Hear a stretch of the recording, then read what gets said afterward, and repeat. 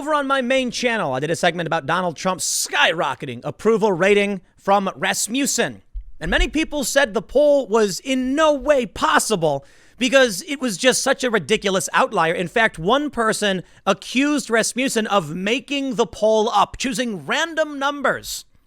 One tweet I saw said the reason they're wrong is because they have a disproportionate amount of Latinos supporting Trump. Thus, their numbers are skewing. You see, when they polled Hispanic voters, they got a false positive, and that led the whole thing to skew in favor of Trump. The only problem? A bunch of other polls are backing this up. My favorite story, by the way, though, is from the Washington Post. Biden's weakness among Hispanics is not his fault. It's Trump's fault. And why is it Trump's fault? Because Hispanic voters like Trump more. So how is that not Biden's fault? It's literally Biden's fault. Man, even no matter what they do, it's got to be bad for Trump. Trump does well among Hispanic voters. Well, that's Trump's fault. Or it's not Biden's fault he's doing bad. Yes, it is. Joe Biden needs to do better. It's that simple. Well, let me show you a little bit of the story, and then I'll show you how Rasmussen is pushing back because they're saying, hey, man, they got the polls right. This story is hilarious. From the Washington Post, they say, Democrats have started to worry about polls that show former Vice President Joe Biden doing worse among Hispanic voters than Hillary Clinton did in 2016. Most punditry ascribes that to Biden's presumed weakness. The data, though, suggest President Trump's own appeal is the cause. Was that so hard to say? Joe Biden is doing bad among Latinos, among Hispanics specifically. Analysts and partisan strategists have long assumed Trump's inflammatory rhetoric and hardline immigration policies would alienate Hispanic voters. There's some evidence that it did in 2016. Trump fared worse among Hispanic voters than did 2012 Republican nominee Mitt Romney in Florida and California, which together make up more than a third of the U.S. Hispanic population. Trump did better than Romney, however, in many other states. And the national exit poll found that he lost among Hispanics by only 38 points, compared with Romney's 44-point deficit. Data from 2018 also provided evidence that the reigning narrative is flawed. Florida's Hispanic voters moved sharply towards Republicans, with Republican gubernatorial candidate Ron DeSantis losing Hispanics by only 10 points, and Republican Senate candidate Rick Scott losing them by only 9 points. Their improvement on Trump's 27-point deficit among Florida Hispanics is why both men narrowly defeated their Democratic rivals. Trump's job approval ratings this year among Hispanics have also been much better than the traditional narrative would suggest, as polling data for Hispanics on the Real Clear Politics average demonstrate. Trump's net job approval this year was at a high point nationally in February, save for a brief blip caused by the rally around the flag phenomenon right after the novel coronavirus hit. His net job approval rating among Hispanics then was negative 26 points. That's much lower than the 38 points Trump lost Hispanics by in 2016. And they go on to talk about this quite a bit, but I want to show you. If you didn't see my main channel segment, go and check it out, because basically Rasmussen has Donald Trump +7 in his approval rating. And, Rasmussen actually has among black voters as well, 33%. And from their Thursday, September 17th approval polls among non-white likely voters, 60%. They put a little exclamation point near that. Could it be that Donald Trump is just doing remarkably well right now? Yes. Could it also be the polls are wrong? Sure. I mean, many of the polls were wrong in 2016, except for Rasmussen. Rasmussen actually was correct. So the first thing you need to understand is the context in the first story. They're just giving us the numbers explaining Joe Biden is doing bad. Donald Trump is doing good among Hispanic voters. And they say it's not Biden's fault that Trump is doing so well. Sure, I guess. But if Biden was doing well, wouldn't it be inverted? It's likely that Joe Biden has nothing to offer. But here's what I really, really love. Rasmussen reports tweeted out 3 clown emojis. Why? David Rothschild tweeted, why I assume Rasmussen poll is fake, not just random. 1, complete lack of transparency. 2, random would give polls that bounces around the collective average. But Rasmussen is always 5 to 10 pp to Republican side. Could be driven by methodological choices, but either way, not legit. Really. Greg Scott says, I don't know for sure either, but wouldn't casually throw out accusations. David Rothschild says, not casually throwing out anything. I am an expert in polling methods and data. And what I am saying is regardless of how they get there, by corrupted data collection analytical methods, or just making the data up, Rasmussen poll is not a legit poll with valid information. All right.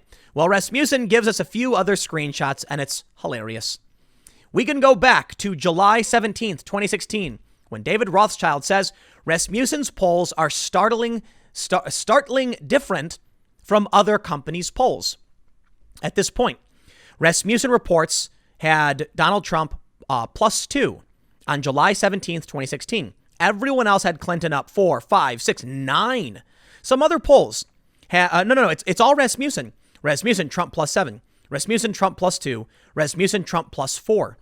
Rasmussen was repeatedly telling everybody the race was a lot closer than anyone realized. Now, of course, Trump up 2 and 4 in, July of 2016 may be true. Ultimately, that's not what the results came out to be.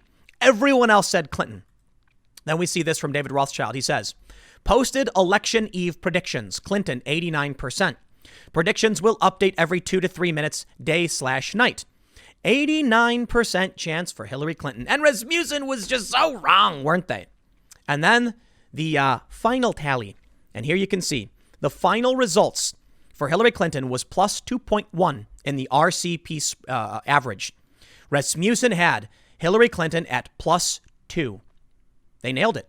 In fact, they were closer than everyone else. Check it out. Bloomberg said +3. Wrong. IBD said Trump +2. Really? Wow, that skewed the wrong way, but that was wrong. Economist, ABC, and I believe Fox News all had Clinton +4. Wrong. Monmouth +6 for Clinton. Wrong. They were all wrong. In the RCP average, Rasmussen was right. So I can't tell you what's going to happen. But I figured it'd be fun to do a sort of an addendum to the main channel segment, as I often do, because here we can see several important things. Donald Trump is doing really well among Latinos, better than he did last time. And about a third say they're going to vote for Donald Trump, according to some polls. According to Rasmussen, 60% approve. Doesn't mean they're necessarily going to vote for him. There's another important thing you need to realize when it comes to Trump's approval rating. You can disapprove of Trump and still vote for him. And that's why I think we are looking at Trump winning. Now, of course, Democrats are probably cheating, so what does it matter? And I'll make sure this is clear. Dr. Birx and Dr. Fauci said we can vote in person. I know I say it a lot, but it needs to be said. They did say this. So why are we doing mail-in voting? Why did Pennsylvania just get rid of signature verification for mail-in ballots? That's weird. They said that the ballot counters can't reject them if the signature doesn't match. So what are they supposed to do? Yeah, it really does feel like they're cheating. I think in a fair election, Donald Trump would sweep. And maybe there will be a Trump landslide. Maybe Donald Trump will win with such huge margins, cheating won't matter. He better. Now, the Democrats are saying the same thing. Joe Biden needs a major landslide. We have to make sure Joe Biden wins with such a ridiculously large margin that Trump can't cheat. But here's my question. There's concerns that because of mail-in voting, Donald Trump will challenge the election and win because Republicans are going to vote in person, meaning the red mirage is likely to occur, where on election night, Trump wins a landslide. And then throughout the next week, as mail-in ballots are counted, Joe Biden ends up flipping states and winning. If that were the case, why would they have mail-in voting? If Joe Biden was going to win, why have mail-in voting? If we know it's safe. Dr. Fauci, who everyone knows and loves, said it's safe. Dr. Birx as well, it's safe. Why are they doing it? I was talking to a friend. They said, no, it's Trump who's cheating. And I said, then why are the Democrats giving him the opening? That makes no sense. Donald Trump rejected mail-in voting. Yeah, because he's cheating. No, what do you mean? How is it cheating to keep a secure in-person voting? Because some people don't want to go out, but Dr. Birx said it's safe. Well, then people should have the option. They do. It's called absentee. You just request your absentee ballot. Boom, you get it. Not difficult. Universal mail-in ballots, banning voter ID, and banning, or I should say restricting signature verification. They are stripping away the integrity of our election system. Yeah, the Democrats are cheating. I think they can see the signs. Trump's approval ratings are legit. Trump's support is legit. And these polls are wrong. I don't know why they're all wrong, but they're ridiculous. Politico having Trump, -22? That is insane. -22. Come on, man. How is it that it feels like 2016, but worse? You know what I think's happening? The media and the Democrats are doubling down on everything. They think, it's like that gag sign. I don't know if you've ever seen it. It says, the beatings will continue until morale improves. That's what it feels like. Like your boss comes in and says, why are you so upset? Starts whacking you. Cheer up. And you're like, you're being beaten. And you're like, I can't cheer up. You're beating me. That's what Democrats are doing. The more the media spits in our faces with lies, the more the Democrats do nothing but complain, the more it feels like they're beating us over the head saying, comply, feel better, vote for us, vote for us. I'm like, I'm not going to vote for you. You're hitting me. Stop. They won't stop. They won't shut up. The entire strategy is orange man bad. Even when Joe Biden can't get Hispanic support, they blame it on Trump. It's Trump's fault. Okay. I get what they're trying to say.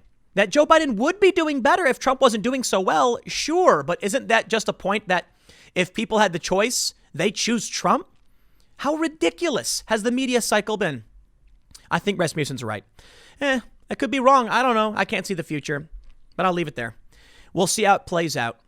I got a couple more segments coming up in a few minutes. Stick around and I will see you all shortly.